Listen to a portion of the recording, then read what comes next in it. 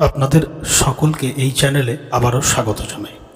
আমরা আলোচনা করছিলাম বিভিন্ন গ্রহ সম্পর্কে এবং সেই গ্রহগুলি যদি বিপরীত বা অনুকূল অবস্থানে না থাকে, অর্থাৎ প্রতিকূল অবস্থানে থাকে, তাহলে কি ফল দেয় এবং কি উপায় গ্রহণ করলে আমরা সেই সমস্ত প্রতিকূল অবস্থান থেকে অন্ততপক্ষে অনুকূল অবস্থানে নিয়ে আসার একটা চেষ্টা করতে পারি বা সুফল লাভ করতে পারি। তো এই বিষয়ক আলোচনায় আমাদের এখনো পর্যন্ত বুধ গ্রহ সম্পর্কিত আলোচনা করেছি, বুধ গ্রহের আলোচনা করেছি। আজ আমরা আলোচনা করব বৃহস্পতি গ্রহ সম্পর্কে। ভিডিওটি শুরু করার আগে আপনাদের কাছে আমার আবেদন, যদি এই ভিডিওগুলি আপনাদের ভালো লাগে অবশ্যই চ্যানেলটি সাবস্ক্রাইব করে সঙ্গে থাকবেন এবং একটি লাইক দেবেন। পাশাপাশি আপনারা যদি আরও অন্য কোনো গ্রহ সম্পর্কে কোনো তথ্য জানতে চান বা আরও কোনো বিষয় সম্পর্কে কোনো তথ্য জানতে চান অবশ্যই কমেন্ট বক্সে কমেন্ট করবেন। তো যাই হোক, শুরু করি আজকের আলোচনা। তো যে সমস্ত ব্যক্তিদের জন্মকুণ্ডলিতে দেবগুরু বৃহস্পতি দুর্বল অবস্থায় থাকে, তার বিভিন্ন অশুভ প্রভাব মানুষের জীবনকে প্রভাবিত করে বা সেই সমস্ত ব্যক্তিদের প্রভাবিত করে এবং জীবনের সমস্ত ক্ষেত্রেই সফলতা অসফলতা আসে বা সফলতা আসে অনেক দেরিতে। বৃহস্পতি গ্রহ দুর্বল হলে শিক্ষা, জ্ঞান, সম্পদ, খ্যাতি এবং জীবনে উন্নতি লাভ বিলম্বিতভাবে হয়ে থাকে, অর্থাৎ দেরি হয় অ্যাচিভমেন্টগুলো পেতে। তো আসুন আমরা এই বিষয়ে বিস্তৃতভাবে জেনে নিই, পাশাপাশি জানবো যে কোন উপায় অবলম্বন করলে এই কুপ্রভাবগুলির থেকে নিষ্কৃতি পাওয়া যেতে পারে। তো জ্যোতিষশাস্ত্রে বৃহস্পতিকে জ্ঞানের কারক গ্রহ হিসেবে মনে করা হয়। যদি কোনো ছাত্র পড়াশোনায় আগ্রহ হারায় বা আগ্রহ না দেখা যায়, অর্থাৎ আগ্রহী না হয় বা শিক্ষাক্ষেত্রে ভীষণ রকমভাবে যে কোনো রকম ধরনের বাধার সম্মুখীন হয় এবং বারে বারে, তাহলে বুঝতে হবে যে ওই জাতক বা জাতিকার কুণ্ডলিতে বৃহস্পতি খারাপ অবস্থানে রয়েছে। ভাগ্যের সঙ্গে বৃহস্পতির বিশেষ সম্পর্ক আছে।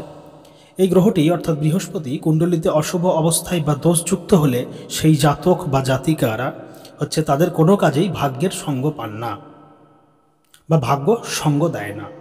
পাশাপাশি এর ফলে দেখা দিতে পারে অর্থহানি, গুরুত্বপূর্ণ কাজে বাধা, যে কোনো কাজে সাফল্যের অভাব, এছাড়াও কোষ্ঠকাঠিন্য, গ্যাস, বদহজমের মতো পেট সংক্রান্ত কিছু শারীরিক সমস্যা। পাশাপাশি দেখা যায় চোখ, গলা, কান, ফুসফুস সংক্রান্ত আরও কিছু সমস্যা, আরও কিছু শারীরিক সমস্যা। তো এই হলো মোটামুটিভাবে সংক্ষিপ্তভাবে যে কীভাবে বৃহস্পতি প্রভাবে আমাদের কি সমস্যা হতে পারে সে বিষয়ক একটি আলোচনা। এবার আসুন আমরা জেনে নিই যে কী উপায় অবলম্বন করলে পরে এই সমস্ত সমস্যার থেকে আমরা নিষ্কৃতি পেতে পারি। তো আপনি যদি কর্মজীবনে সফলতা লাভ করতে চান বা শিক্ষায় বাধার সম্মুখীন হন, তাহলে আপনি যে কাজগুলি করতে পারেন সেটি হচ্ছে যে বৃহস্পতির সঙ্গে সম্পর্কিত যে সমস্ত জিনিস, অর্থাৎ যেমন হলুদ বা সোনা বা হলুদ রঙের ফল বা হলুদ রঙের বস্ত্র ইত্যাদি বস্তুগুলি আপনি দান করতে পারেন। যারা প্রয়োজনীয়, অর্থাৎ যাদের ক্ষেত্রে এই জিনিসগুলোর প্রয়োজন, তাদেরকে আপনি দান করতে পারেন। এর ফলে আপনার শিক্ষামূলক যদি কোনো বাধা থেকে থাকে, অর্থাৎ শিক্ষাক্ষেত্রে কোনো বাধা থেকে থাকে, তাহলে সেই সমস্ত সমস্যা কেটে যায়। পাশাপাশি আপনি ধর্মীয় এবং শিক্ষামূলক বই দান করলে সুফল পাবেন, এরকমই সুফল পাবেন এবং ভাগ্য উন্নতিতে সহায়ক হবে।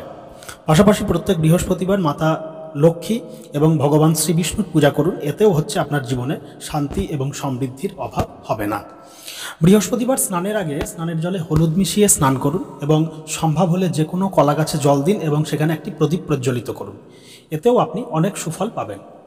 হলুদ বা জাফরানের তিলক ধারণ করতে পারেন আপনি কপালে। যদি আপনার কপালে তিলক ধারণ করতে কোনো সমস্যা হয়, সেক্ষেত্রে আপনি কণ্ঠে, নাভিতে বা বাহুতে যে কোনো স্থানেই এই তিলকটি ধারণ করতে পারেন, এতেও সুফল পাবেন।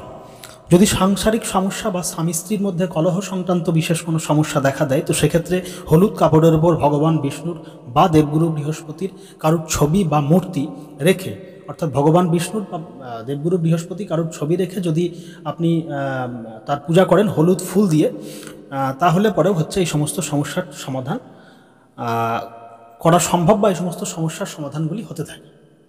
এছাড়াও গুরুস্থানীয় ব্যক্তিদের শ্রদ্ধা করুন। বৃহস্পতি সম্পর্কিত যে রত্নগুলি রয়েছে সেগুলি একজন অভিজ্ঞ জ্যোতিষীর পরামর্শ নিয়ে ধারণ করতে পারেন। পাশাপাশি বৃহস্পতি সংক্রান্ত স্তব, স্তোত্র, কবচ বা বৃহস্পতির মন্ত্র জপ করলেও সুফল পাবেন। পাশাপাশি বৃহস্পতিবারের ব্রতও করা যায়, সেটিও যদি করতে পারেন তাহলে এই বৃহস্পতি সংক্রান্ত যে সমস্যাগুলো আসে মানুষের জীবনে বা জাতক জাতিকার জীবনে, সেই সকল সমস্যার সমাধান করা সম্ভব। তো আজকের আলোচনাটি এখানেই শেষ করছি। ভালো লাগলে সঙ্গে থাকবেন। আমার ডেসক্রিপশানে টেলিগ্রাম চ্যানেলের লিঙ্ক দেওয়া থাকে, আপনারা যদি প্রয়োজন মনে করেন তাহলে সেই লিঙ্কে ক্লিক করে যুক্ত হতে পারেন এবং আপনাদের যদি পার্সোনাল রিডিং কারোর কিছু করানোর থাকে তো সে বিষয়ে বলতে পারেন।